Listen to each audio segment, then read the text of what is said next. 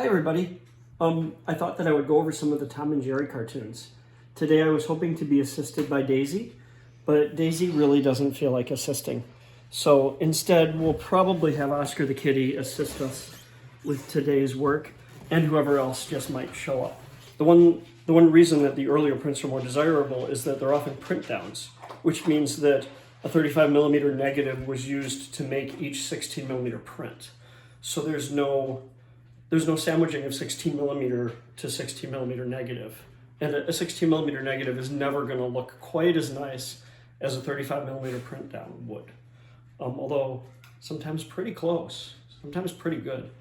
I thought that I would pull some of the Tom and Jerry's that I'm going to be sending out this week to get scanned to kind of go over them. I know I'd made a list that I'd evaluated some of them before, but I thought it would be kind of fun to show what some of the film is and how you would evaluate it, or some of the reasoning to try to pick the best prints.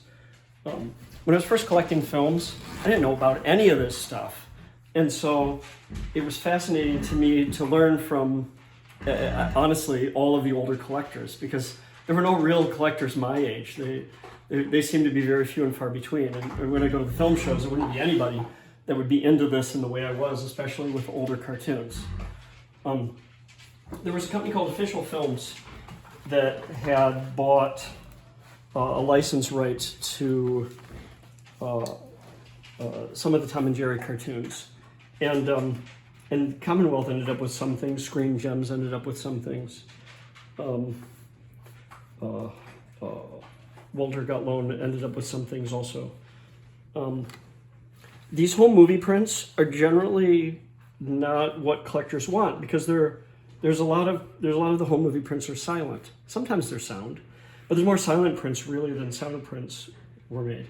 And so the one advantage of using a silent print and collecting the silent prints for doing the kind of sets that I do is that the silent prints more often than not are not used as heavily as the sound prints, because the sound prints would be used for rental, for rental libraries, or if they're home movies, sometimes they'd be run to death.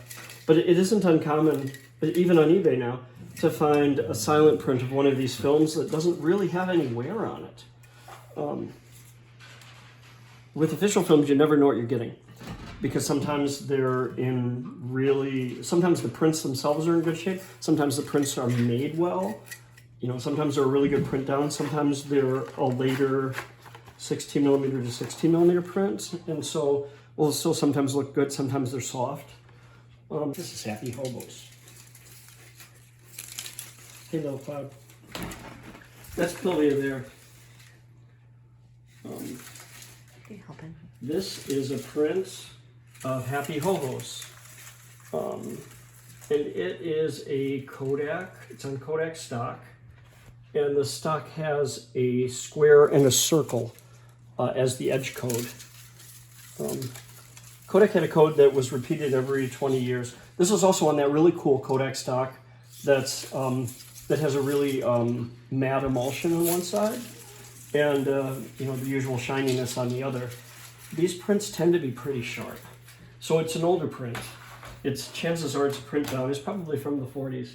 You used to be able to go to a film show and find this. I think it might actually be out of a Kodak book. But what was that code again? Was it square and a circle? I think it was square circle. So square circle would either be 25, 45, or 65. My guess is that this is a 1945 print, because it's on that older Kodak stock with the matte emulsion. 1965 print wouldn't look quite like that. And chances are it wouldn't have as much silver in it either. It wouldn't be as dense. It's definitely not a 1925 print, because the cartoon wasn't made until the 30s.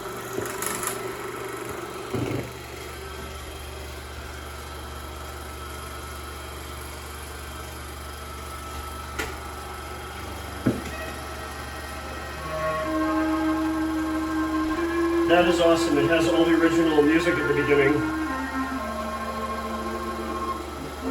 So you can see this is one of the prints that's been retitled Dick and Larry, as all the official prints are.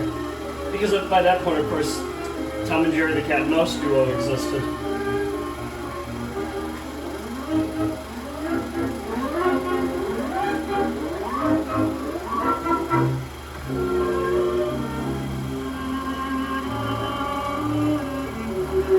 sharp original print.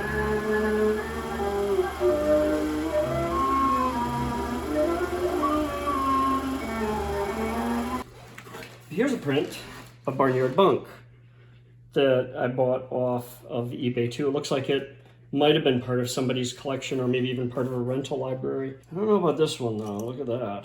It's splices already. Let's take a quick look. Actually, let's, just for the heck of it, let's look at the edge coat on this one too. This is also Kodak print. It does look like from a rental library because it's a little bit beat up and sprockets are beat up, but it's hard to say. This is Boba here, who always insists on being part of everything. So he probably assists more than any one cat, and he's fine.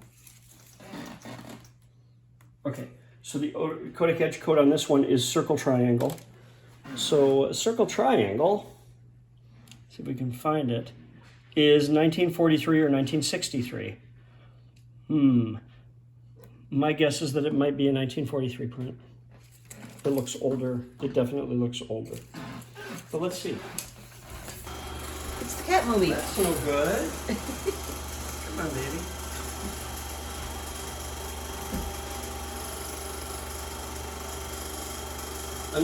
Another decent, sharp Kodak original. Oh, splice already. Disqualifying at least that shot from being in it. It's otherwise a pretty sharp print. I'm always really happy when I can find a really good silent print of these, because then I can just use the soundtrack from another print I had. And I've scanned all these films in standard def already anyway. Here's a print of Rabbit Hunters, which is actually one of my favorites. Circle Square. So that would be 1942 most likely.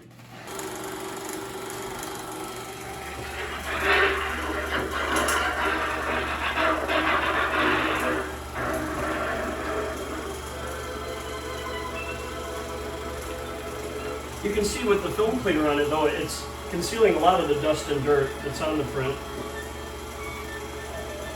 I love these old originals because they're so nice.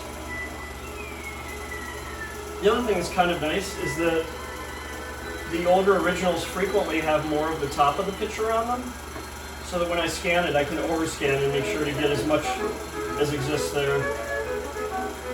I did a scan on this print already, but as I said, I'm thinking of doing a 2K on it. Oh, it's beat up though.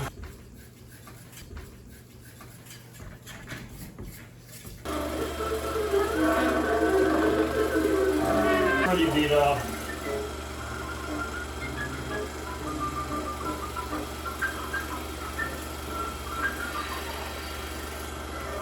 And it's really too beat up to use, sadly. Here's a lovely print of Joint Wipers that Reg Hart sold to me years and years ago out in Toronto.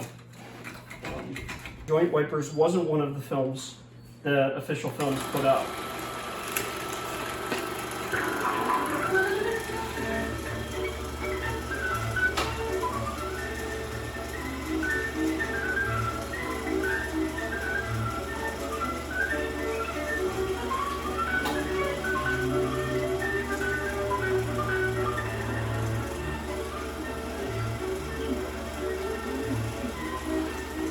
And just a lovely original.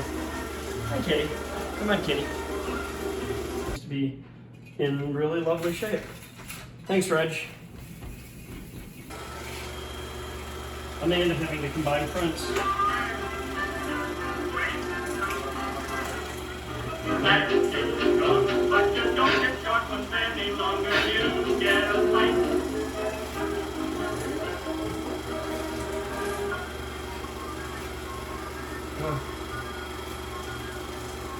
Yeah, the print's pretty beat up.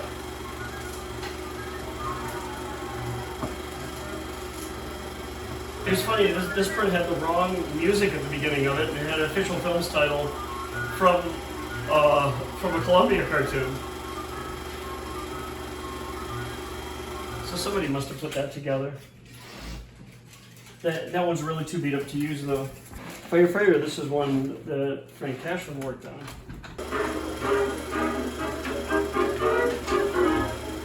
remember thinking this print was a little bit muddy, and now that I'm looking at the titles, at least are softer.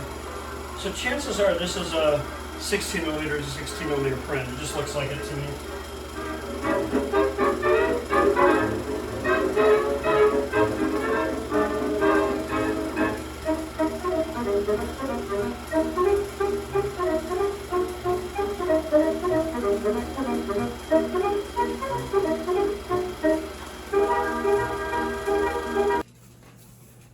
That one's also circle square.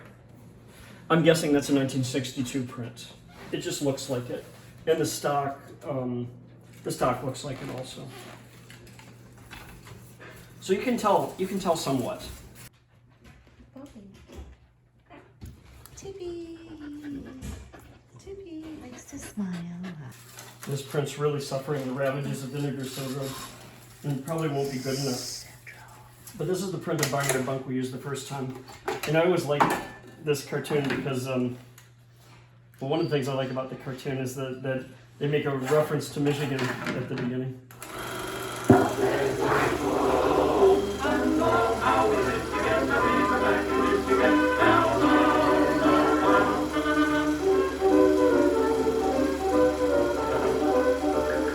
Oh, this is a lovely print.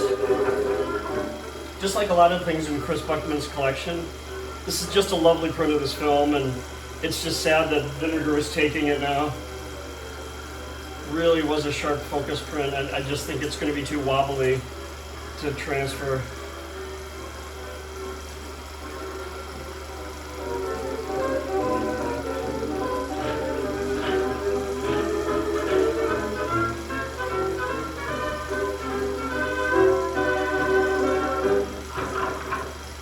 At any rate, there's a quick look at what it's like to kind of evaluate some of these films. Some of this stuff is going out. I think we can kind of guess which ones. Anyway, everybody have a good week. See you later.